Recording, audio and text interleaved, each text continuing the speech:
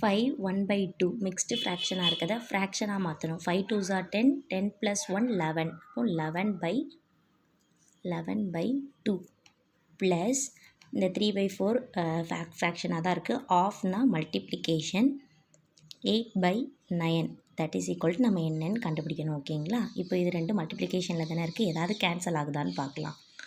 1 3 is 3, 3 3s are 9, 1 4 is 4, 2 4s are 8. ஓகேவா? அப்போது இதில் ரிமைனிங் மீதி என்னெல்லாம் இருக்குதுன்னு பாருங்கள். 11/2 ப்ளஸ் இங்கே வந்து 1 இருக்குது, இங்கே 2. அப்போது 2 divided by 3 that is equal to question mark நம்ம கண்டுபிடிக்கணும். இப்போ இங்கே 2 இருக்குது டினாமினேட்டரில், இங்கே 3 இருக்குது. ஸோ இது ரெண்டுக்கும் எல்சிஎம் எடுத்திங்கன்னா 2 3s are 6.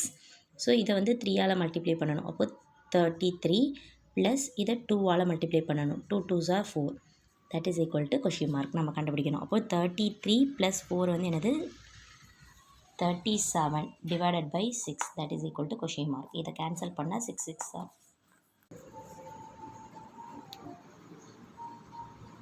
37/6ன்னு ஆன்சர் கிடச்சிருச்சா? ஸோ இது இந்த ஃப்ராக்ஷனை எப்படி மிக்ஸ்டு ஃப்ராக்ஷனாக மாற்றணும்னா கேன்சல் பண்ணணும். 1 6 are 6, 6 6 are 36. 6 6 are 36 அதை போட்டுறணும். ரிமைனிங் இதில் எவ்வளோ இருக்குது? 37லேருந்து 36 கழிச்சா 1. ஸோ அந்த 1 எப்படி மேலே போடணும். டிவைடட் பை இங்கே டினாமினேட்டர் என்னது 6, அதே தான் டினாமினேட்டர். இதுதான் மிக்ஸ்டு ஃப்ராக்ஷன். இப்போ இதை ஃப்ராக்ஷனாக மாற்றி பார்த்தீங்கன்னா 6 6 are 36, 36 கூட 1 ஆட் பண்ணிங்கன்னா என்ன வரும்?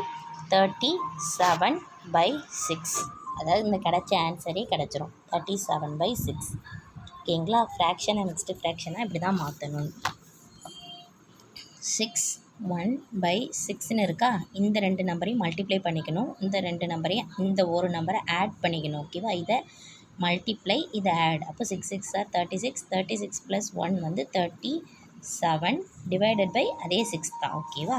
இந்த 37/6ங்கிறத மிக்ஸ்டு ஃப்ராக்ஷனாக மாற்றணும்னா 1 6 is 6, 6 6 are 36, ரிமைனிங் இருக்கிற அந்த 1 மேலே போட்டணும். Denominator same. அப்போ ஓகேவா?